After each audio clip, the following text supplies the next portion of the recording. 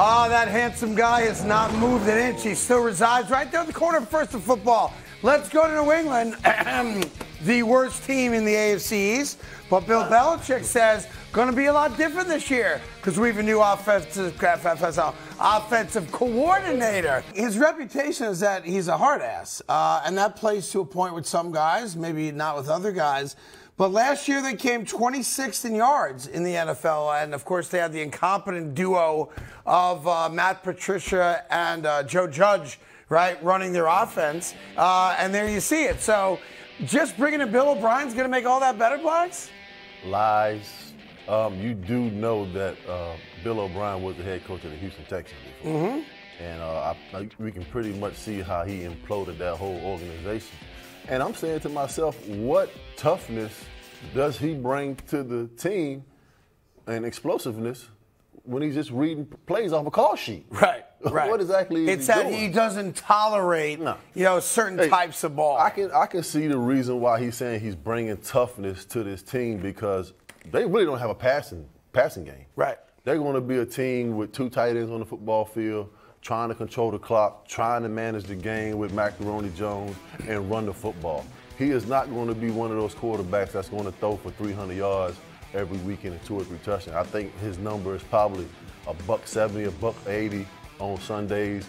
If he throws for 200, then he's exceeded his expectation with this offense. But toughness, I can see in the running game.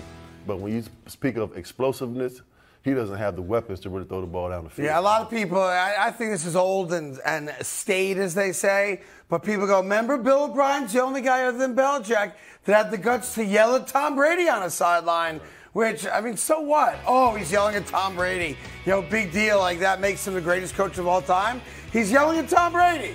Sometimes that happens in a game. He doesn't have Tom Brady on the sideline. He does not. Right. So if you yell at the greatest of all time, you're going to get it back. If he yells at Mac Jones, he might wet himself. Hey, look, Bill stepping in between Bill O'Brien and Tom. Like, wait a minute, Bill, you're wrong. Right. I mean, that's Tom you're talking to. You're yelling at the wrong dude. Right, you're yelling at the wrong guy. He ain't going to say that to Mac Jones. Yeah, go look at yourself in the mirror. But I like what you're saying. This is going to be a team that's going to try to win games, 17-14. It's going to be tough, man. It's really going to be tough. It's going to be great to watch, isn't it? It is. You hate the Patriots. I hope they go 1-16. Yes. Let's go. I have to be honest. Finally, something me and Plax agree on. We did it. Which doesn't happen very often. No, it does not. All right. Maybe we could get together one weekend and watch them lose and eat some beignets. I wouldn't go that far. Yeah, we have an agreement. We do not spend any time outside of work together, unfortunately. All right, let me go to second in football. It's in his contract, not mine. L.A. Chargers GM Tommy Telesco talking about Justin Herbert, who they just gave $200 and like a gazillion dollars to. I mean, he's right, and they paid him, but now you got to win. He's made the playoffs only once, and of course they had that second half collapse against the Jacksonville Jaguars. But as far as the annual salary, he wins. Those 3 guys, take Aaron off that just for a moment. Wow. The 3 young guys that re-signed new deals, each guy beat the other guy. Lamar beats Jalen by $1 million, and then of course Herbert beats him by $500,000. I mean, listen, he's been the guy since day one, like he just said. He's been rewarded for being the quarterback that he is.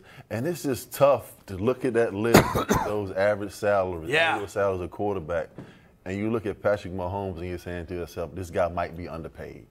Which is crazy considering 10 years, $450. Which is being the best player in football. And you look at those top 5 salaries and you're just saying, wow. And shortly, Joe Burrow will be the highest paid quarterback. It's funny. Joe Burrow and Patty Mahomes, of the young studs in the NFL, are the only 2 guys that have publicly talked about, understanding that if I take a little less than what I know I can get, maybe it helps me keep my core group of talented guys on the roster. Now, Patrick Mahomes has not yet redone his deal. He will at some point in the next year or so. And we all believe that Joe Burrow will get his new deal done this year. It'll be interesting how much those guys just pay lip service to it. And, Tom Brady did it for a number of years, taking less than you can get so we can re-sign guys or bring in free agents. Aaron Rodgers just did it. Although he's made so much money in his career, it's easier to do it. I wonder what Burrow does. You know what? I would say it has more to do with the organization. Okay, you just talked about the New York Jets organization.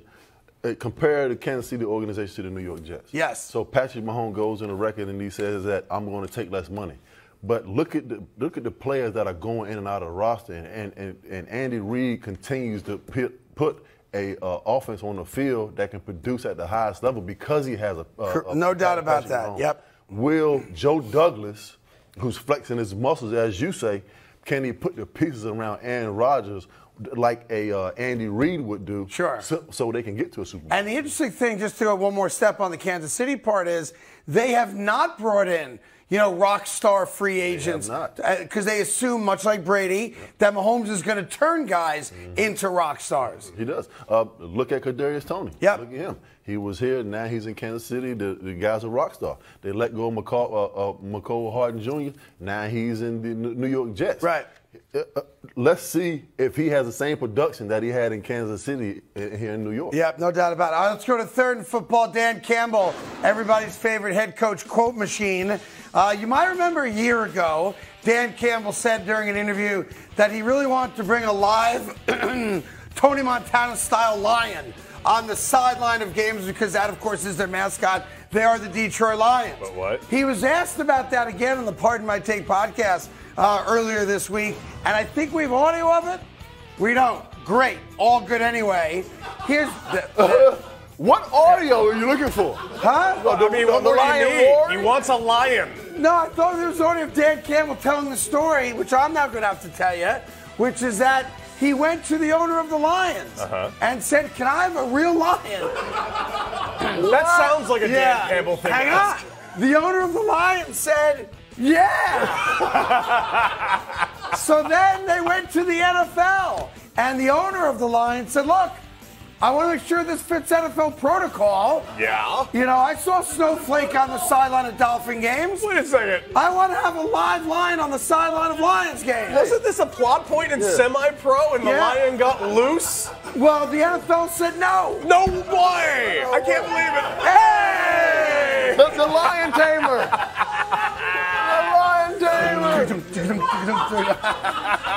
Why the hell would you want a live lion? Can you imagine if this thing got loose during a football game?